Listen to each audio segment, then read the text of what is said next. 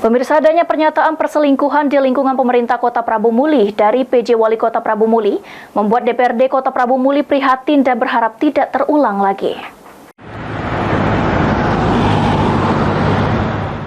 Adanya pernyataan perselingkuhan di lingkungan pemerintah Kota Prabu Muli dari PJ Wali Kota Prabu Muli membuat DPRD Kota Prabu Muli prihatin.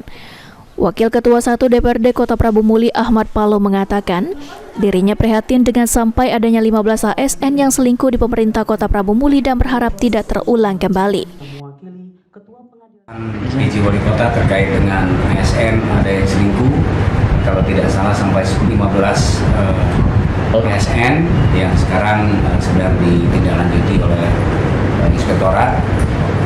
Tentu ini menjadi keprihatinan bagi kita dan kita berharap bahwa Inspektorat dapat menindaklanjuti dengan baik dan juga pembinaan tentu yang paling penting oleh Sekretaris Daerah melakukan pembinaan bersama PJ Wali Kota juga agar hal ini tidak terulang ke depan. Dan kita berharap bahwa permasalahan 15 yang sekarang sedang diperiksa oleh Inspektorat ini dapat diselesaikan dengan baik. Ini harapan kita.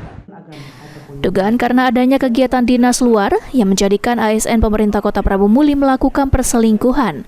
Menurut Ahmad Palo, hal itu tergantung individunya masing-masing. Anggi Perkasa, PAL TV.